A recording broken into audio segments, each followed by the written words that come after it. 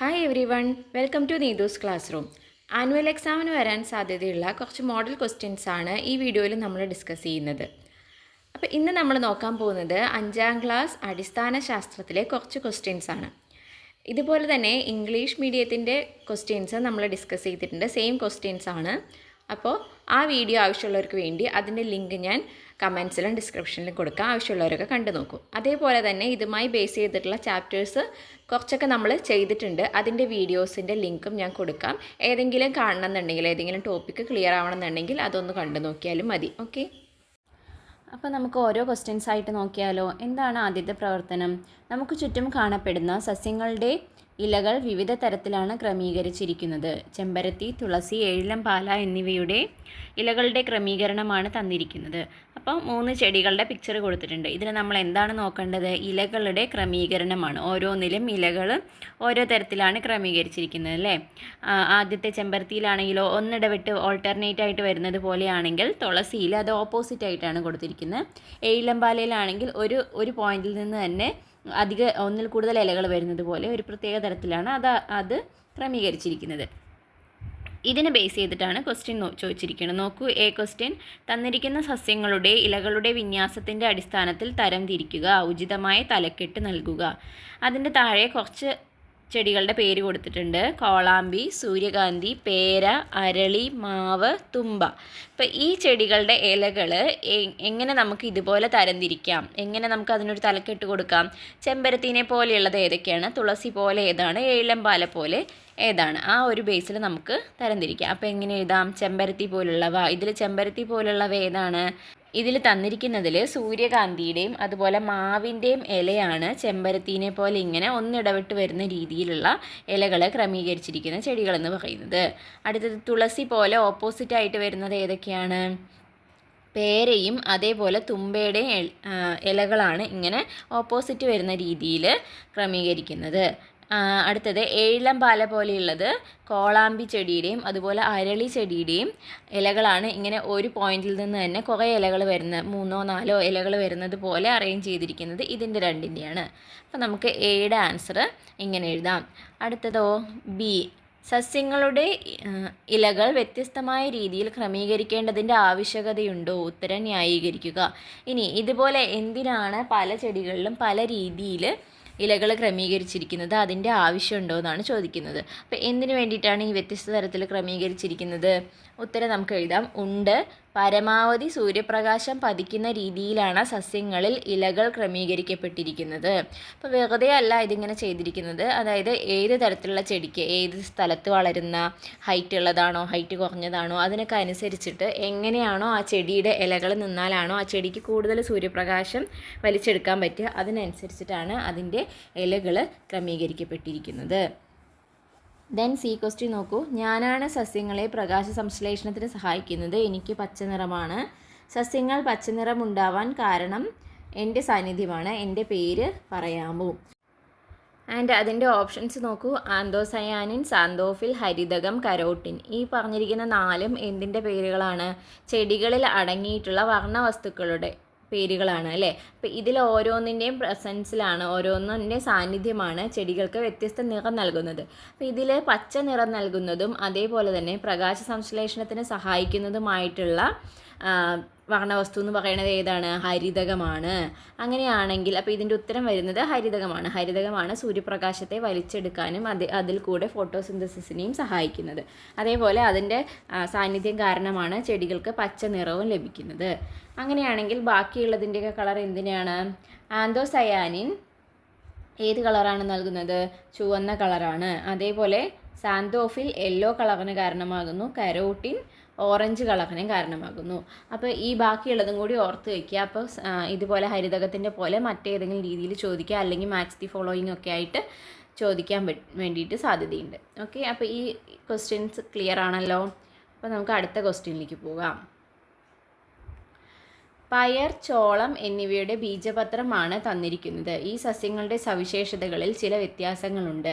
2 picture കൊടുത്തിരിക്കുന്നത് നോക്കൂ. ടെക്സ്റ്റിൽ കണ്ടിട്ടുള്ള പിക്ചർ തന്നെയാണ് അല്ലേ.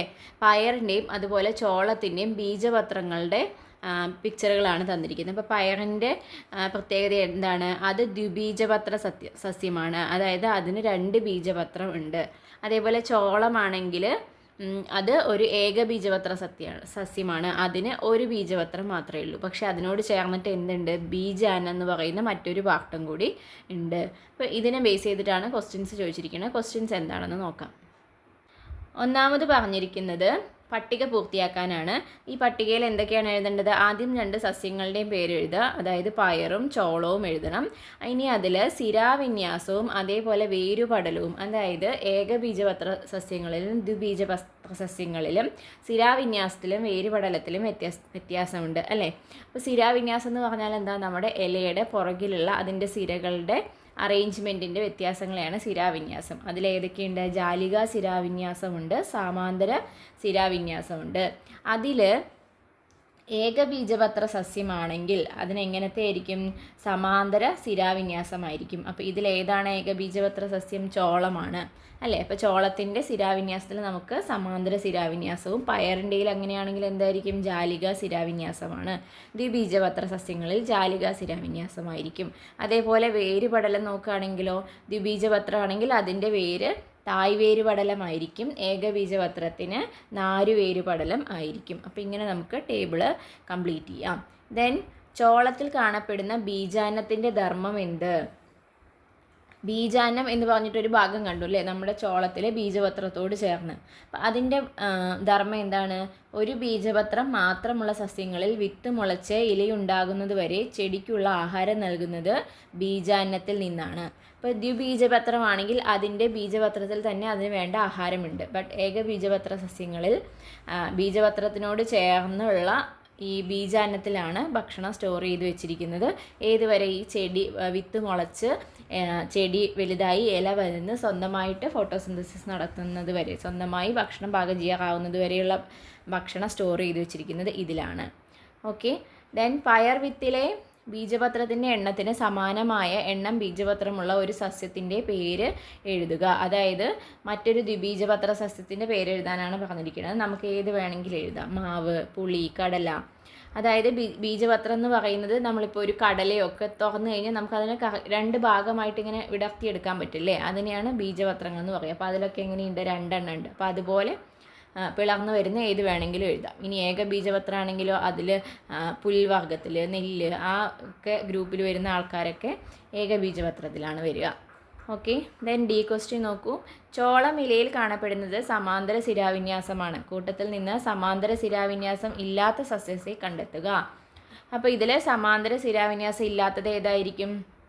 ദ്വിബീജപത്ര സസ്യമായിരിക്കും അല്ലേ? അപ്പോൾ ഈ എ ബി സി ഡി 4 എണ്ണം ഉള്ളതിൽ ദ്വിബീജപത്രം വരുന്നത് ഏത് മാത്രമാണ്? കടലയാണ്. ബാക്കിയുള്ള 3 എണ്ണവും ഏകബീജപത്രത്തിൽ വരുന്നതാണ്. സോ അതിനൊക്കെ സമാന്തര സിരാവിന്യാസമായിരിക്കും. ഉത്തരം സി ആണ്.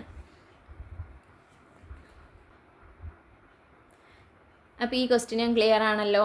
സോ നമുക്ക് നെക്സ്റ്റ് ക്വസ്റ്റ്യൻ നോക്കാം. വിവിധ ആവശ്യങ്ങൾക്കായി ഇന്ത്യ നിരവധി കൃത്രിമോപഗ്രഹങ്ങൾ വിക്ഷേപിച്ചിട്ടുണ്ട്. ഇൻസാറ്റ്, എഡ്യൂസാറ്റ് എന്നിവ അവയിൽ ചിലതാണ്. നമ്മൾ കൃത്രിമോപഗ്രഹങ്ങളെക്കുറിച്ചും ഇന്ത്യ വിക്ഷേപിച്ചിട്ടുള്ള ഓരോന്നും അതിൻ്റെ ഫംഗ്ഷനും ഒക്കെ നമ്മൾ പഠിച്ചിട്ടുള്ളതാണ്. സോ അതിനെ ബേസ് ചെയ്ത ക്വസ്റ്റ്യൻ ആണ്. ഇന്ത്യ വിക്ഷേപിച്ച കൃത്രിമോപഗ്രഹങ്ങളുടെ പ്രധാന ഉപയോഗങ്ങൾ കണ്ടെത്തി ആശയഭൂപടം തയ്യാറാക്കുക. അപ്പോൾ ഇതിൽ ഫില്ല് ചെയ്യാൻ വേണ്ടിയിട്ടാണ് പറഞ്ഞിരിക്കുന്നത്. അപ്പോൾ ഇന്ത്യയുടെ കൃത്രിമോപഗ്രഹങ്ങളുടെ പ്രധാന ഉപയോഗങ്ങൾ എന്ന് പറയുന്നത് എന്തൊക്കെയായിരുന്നു?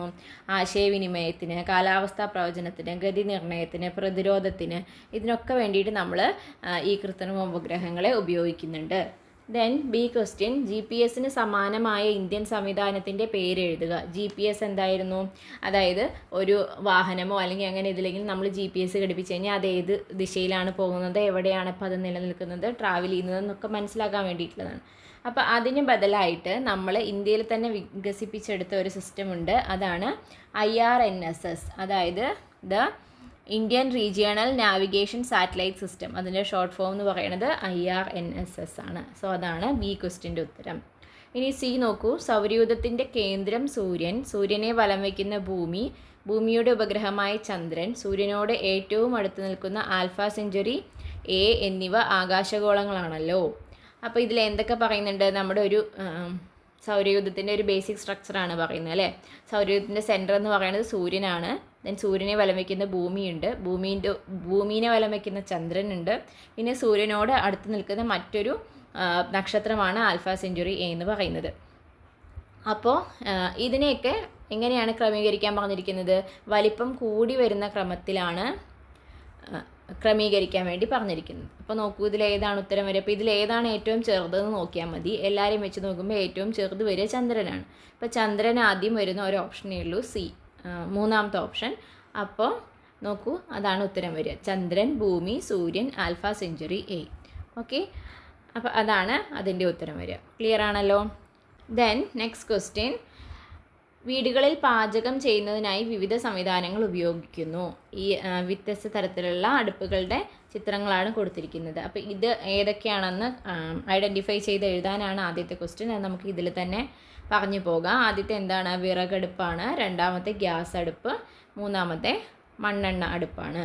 ഓക്കെ, ദെൻ ബാക്കി ക്വസ്റ്റ്യൻസ് എന്തൊക്കെയാണെന്ന് നോക്കാം. ഇതിൽ എ ക്വസ്റ്റ്യൻ നമ്മൾ ഓൾറെഡി പറഞ്ഞു. ദെൻ ബി ക്വസ്റ്റ്യൻ നോക്കൂ, വിറകടുപ്പിൽ വിറക് നന്നായി കത്തുന്നതിന് എന്തൊക്കെ കാര്യങ്ങൾ ശ്രദ്ധിക്കണം? എന്തൊക്കെ പോയിന്റുകൾ നമുക്ക് എഴുതാൻ വേണ്ടിയിട്ട് പറ്റും? വായു സഞ്ചാരം ഉറപ്പാക്കുക, അതേപോലെ നന്നായി ഉണങ്ങിയ വിറക് ഉപയോഗിക്കുക. കത്തുന്നതിന് എയറിൻ്റെ പ്രസൻസ്, വായു ആവശ്യമുണ്ട്, അതുകൊണ്ട് നല്ല വായു സഞ്ചാരം ഉണ്ടെങ്കിൽ നന്നായിട്ട് കത്തുള്ളൂ. അതേപോലെ തന്നെ ഉണങ്ങിയ വിറകാണെങ്കിലാണ് മാക്സിമം നന്നായിട്ട് കത്താൻ വേണ്ടി സഹായിക്കുക. ദെൻ സി ക്വസ്റ്റ്യൻ നോക്കൂ, കത്തുന്നതിന് വായു ആവശ്യമാണ് എന്ന് തെളിയിക്കുന്ന ഒരു പരീക്ഷണം രൂപകൽപ്പന ചെയ്യുക. അപ്പോൾ ഇവിടെ എഴുതേണ്ടത് മെഴുകുതിരി ഗ്ലാസ് കൊണ്ട് മൂടി വയ്ക്കുന്ന ഒരു എക്സ്പെരിമെൻ്റ് ടെക്സ്റ്റിലുണ്ട്. ആ എക്സ്പെരിമെൻ്റാണ് ഇവിടെ എഴുതേണ്ടത്. അപ്പോൾ എങ്ങനെ ചെയ്യാം? ആവശ്യമായ സാധനങ്ങൾ: ഒരേ വലിപ്പമുള്ള 2 മെഴുകുതിരി, ഗ്ലാസ്, തീപ്പെട്ടി. അതേപോലെ പ്രവർത്തനം എന്താ ചെയ്യേണ്ടത്? ഒരേ വലുപ്പത്തിലുള്ള മെഴുകുതിരികൾ കത്തിച്ച് വെക്കുക. ഒന്ന് മാത്രം എന്ത് ചെയ്യുക? ഗ്ലാസ് കൊണ്ട് കവർ ചെയ്യുക. നിന്നിട്ട് നിരീക്ഷിക്കുക. അപ്പോൾ നിരീക്ഷണം എന്തായിരിക്കും? ഗ്ലാസ് കൊണ്ട് മൂടിയ മെഴുകുതിരി നിമിഷങ്ങൾക്കകം അണയുന്നു.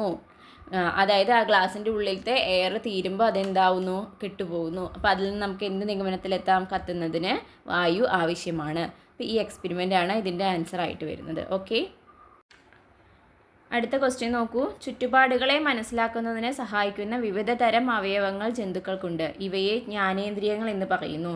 അപ്പോൾ ഇത് ജ്ഞാനേന്ദ്രിയങ്ങളുടെ ഭാഗത്തു നിന്നുള്ള ക്വസ്റ്റ്യനാണ്. എന്താണ് ഈ ക്വസ്റ്റ്യൻ? ചിത്രശലഭങ്ങളെ രുചി തിരിച്ചറിയാൻ സഹായിക്കുന്ന അവയവം ഏത്? ചിത്രശലഭങ്ങളെ രുചി തിരിച്ചറിയുന്നത് ഏത് അവയവം ഉപയോഗിച്ചിട്ടാണ്? ചിറകാണോ, സ്പർശനികളാണോ, കാല്, ത്വക്ക്? ഏതാണിതിൽ? കാല് ഉപയോഗിച്ചിട്ടാണ് അല്ലേ. ബി എന്താ ക്വസ്റ്റ്യൻ? ഈ സുന്ദരമായ ഭൂമിയിലെ ദൃശ്യങ്ങൾ കാണാൻ നമ്മെ സഹായിക്കുന്ന അവയവമാണ് കണ്ണ്. കണ്ണിൻ്റെ ആരോഗ്യത്തിന് നാം പാലിക്കേണ്ട ആരോഗ്യശീലങ്ങൾ എന്തെല്ലാം? അപ്പോൾ കണ്ണിനെ ആരോഗ്യത്തോടെ വയ്ക്കാൻ വേണ്ടിയിട്ട് നമുക്ക് എന്തെല്ലാം കാര്യങ്ങൾ ശ്രദ്ധിക്കണം എന്നാണ് പറയേണ്ടത്. എന്താണ്?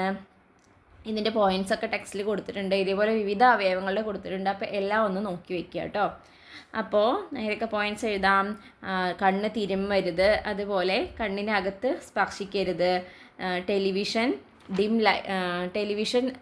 കുറഞ്ഞ വെളിച്ചത്തിൽ കാണരുത്, അതേപോലെ തന്നെ കമ്പ്യൂട്ടർ, മൊബൈല്, ഫോണ് ഇതൊന്നും കൂടുതൽ സമയം ഉപയോഗിക്കരുത്. ഇത്തരത്തിലുള്ള പോയിന്റുകളൊക്കെ നമുക്ക് എഴുതാൻ വേണ്ടിയിട്ട് പറ്റും. ദെൻ സി ക്വസ്റ്റ്യൻ നോക്കൂ, കേൾക്കാൻ നമ്മെ സഹായിക്കുന്ന ഇന്ദ്രിയമാണ് ചെവിക്ക്. പല കാരണങ്ങൾ കൊണ്ട് കേൾവിക്കുറവ് ഉണ്ടാകാറുണ്ട്. ഇത് പരിഹരിക്കുന്നതിനായി ഉപയോഗിക്കുന്ന ഉപകരണത്തിൻ്റെ പേരെന്ത്? അപ്പം നമ്മളെ കേൾക്കാൻ, അതായത് കേൾവിക്ക് പ്രശ്നമുള്ള ആൾക്കാർ ഉപയോഗിക്കുന്ന ഉപകരണത്തിൻ്റെ പേരാണ് ചോദിക്കുന്നത്. അപ്പം നമുക്ക് ശ്രവണ സഹായി എഴുതാം. അതേപോലെ തന്നെ കോക്ലിയർ ഇംപ്ലാന്റ് ഉണ്ട്. അത് നമ്മുടെ ടെക്സ്റ്റിൽ കോക്ലിയർ ഇംപ്ലാന്റിൻ്റെ കാര്യം പറയുന്നുണ്ട്. അപ്പോൾ അത് നമുക്ക് എഴുതാം. അല്ലെങ്കിൽ ശ്രവണ സഹായിയും ഉത്തരമായിട്ട് വരും. ഓക്കെ, ദെൻ ഡി ക്വസ്റ്റ്യൻ നോക്കൂ, ചവച്ചരയ്ക്കുമ്പോൾ ഭക്ഷണ പദാർത്ഥങ്ങളുടെ സ്വാദ് കൂടുതൽ ആസ്വാദ്യകരമാകുന്നു എന്ന് നമുക്കറിയാം. നാവിൻ്റെ ഉപരിതലത്തിൽ സ്വാദ് അറിയാൻ സഹായിക്കുന്ന സവിശേഷ ഭാഗമേത്? അപ്പം നാവിൻ്റെ ഉപരിതലത്തിൽ നമുക്ക് സ്വാദ് അറിയാൻ സഹായിക്കുന്ന ഭാഗം എന്ന് പറയുന്നത് സ്വാദ് മുകുളങ്ങളാണ്. നമ്മൾ നന്നായി ചവച്ചരയ്ക്കുമ്പോൾ നമ്മുടെ ഭക്ഷണം ഉമിനീരുമായിട്ട് നന്നായി മിക്സ് ചെയ്യുന്നു. ഇങ്ങനെ ഉമിനീരിൽ മിക്സ് ചെയ്ത് കഴിയുമ്പോഴാണ് ആ ഭക്ഷണ പദാർത്ഥം ഈ സ്വാദ് മുകുളങ്ങളിൽ തട്ടുന്നത്. അപ്പോഴാണ് നമുക്ക് സ്വാദ് തിരിച്ചറിയാൻ വേണ്ടി കഴിയുന്നത്. ഓക്കെ, ദെൻ അടുത്തത് ലാസ്റ്റ് ക്വസ്റ്റ്യൻ ആണ്.